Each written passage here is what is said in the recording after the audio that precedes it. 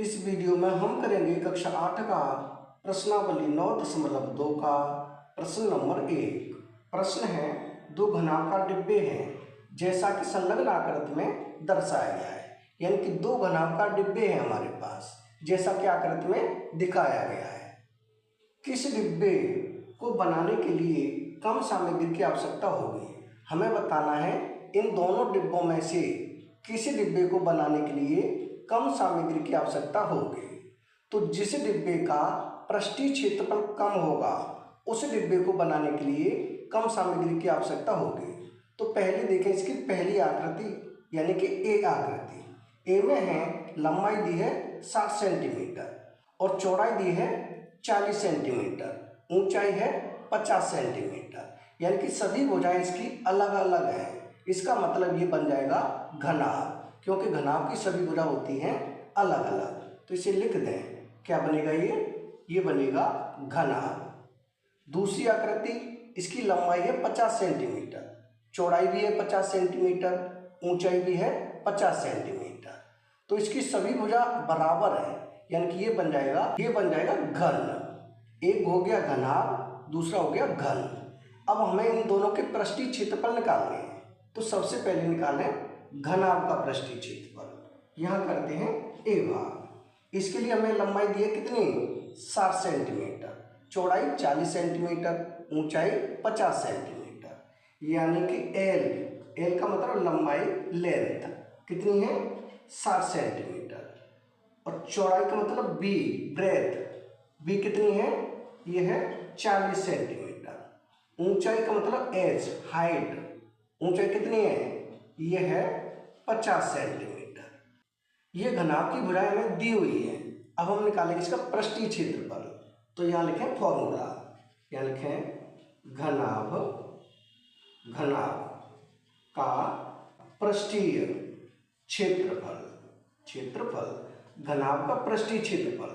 घनाभ के पृष्ठीय क्षेत्रफल के लिए फॉर्मूला होता है, 2 होता है ब्रैकेट के बाहर, ब्रैकेट में होता है LB प्लस BH प्लस होता है HL। ये होता है घनाभ का पृष्ठीय क्षेत्रफल ज्ञात करने का फॉर्मूला।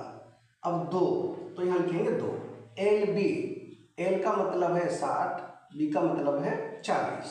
तो यहाँ हो जाएगा 60 गुणा में 40 प्लस BH, B का मतलब 40, H का मतलब 50।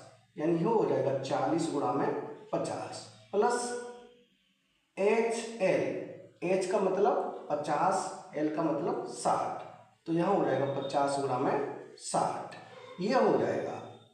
इसे आगे हल करेंगे तो 2 है ब्रैकेट के बाहर, इन दोनों का गुणा करेंगे तो 4 छिंगे होता है 24, यानी कि 6 चौक 24 या 4 छिंगे 24, तो ये हो गया 24। 1 2 2 जीरो हो जाएंगे प्लस, अब इन दोनों को गुणा, 4 पंजे 20, ये हो जाएगा 20, 1 2 2 जीरो प्लस, अब इन दोनों का गुणा तो 5 के 30, यहाँ हो जाएगा 30, 1 2 2 जीरो। इन सब का हमने गुणा कर लिया। अब इन सबको जोड़ लेंगे तो ये हो जाएगा 2 ब्रैकेट के बाहर, इनको जोड़ेंगे तो 0 0 0 0 ही रहेगा। आगे फिर 0 0 0, ये भी 0 ही रहेगा। उसके बाद है 0, यहाँ भी 0 और ये 4, कितना हो जाएगा? 4 हो जाएगा। फिर है 3 और 2 5, 5 और 2 7, कितना हो जाएगा? ये हो जाएगा 7। अब इस 2 का गुणा करेंगे इसमें अंदर, तो 2 का गुणा 0 से 0, 2 का गुणा फिर 0 से 0, 2 का गुणा 4 से, 2 चौक 8, 2 का गुणा 7 से, 2 सत्ते 14, ये हो जाएगा 14। यानी कि इकाई, दहाई, सैकड़ा, हजार, 10,000, 14,800। और ये सेंटीमीटर में है तो सेंटीमीटर स्क्वायर। यानी कि घनाभ का पृष्ठीय क्षेत्रफल कितना आएगा? ये हो जाएगा 14,800 सेंटीमीटर स्क्वायर। ये हो गया घनाभ का पृष्ठीय क्षेत्रफल। अब हम निकालेंगे घन का पृष्ठीय क्षेत्रफल। तो यहाँ करते हैं इसका B भाग। घन का पृष्ठीय क्षेत्रफल क्या होता है? इसके लिए फॉर्मूला होता है 6 गुणा भुजा वर्ग, यानी कि घन का पृष्ठीय क्षेत्रफल इसके लिए फॉर्मूला क्या होता है? इसके लिए फॉर्मूला क्या होता है? ये होता है 6 गुणा भुजा का वर्ग। तो 6 यहाँ लिखे 6 गुणा भुजा, भुजा कितनी है? 50 सेंटीमीटर। तो ये हो जाएगा 50 का वर्ग। ये हो जाएगा 6 गुणा 50 का वर्ग करें, यानी कि ये हो जाएगा 5 पंजे 25, 2 जीरो, ये हो जाएगा 2500। अब इन दोनों का गुणा करेंगे तो 6 का गुणा 5 से, 6 पंजे 30, हासिल 3, 6 का गुणा 2 से, तो 6 दूनी 12, 3 हासिल थी, 12 3 15, 2 जीरो, तो 2 जीरो, इकाई, दहाई, सैकड़ा, हजार, 10,000, कितना आया है? ये आया है 15,000 सेंटीमीटर स्क्वायर। यानी कि घन का पृष्ठीय क्षेत्रफल है 15,000 सेंटीमीटर स्क्वायर और घनाभ का पृष्ठीय क्षेत्रफल है वो है 14,800 सेंटीमीटर स्क्वायर। तो किसका पृष्ठीय क्षेत्रफल कम है? ये है घनाभ का पृष्ठीय क्षेत्रफल कम। तो इसका मतलब किसको बनाने में कम सामग्री लगेगी? जिसका पृष्ठीय क्षेत्रफल कम है। किसका कम है? घनाभ का। तो इसका उत्तर क्या हो जाएगा?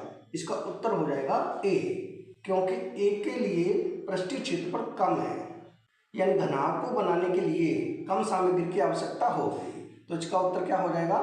इसका उत्तर हो जाएगा ए। ये हो जाएगा हमारा पहले प्रश्न का उत्तर।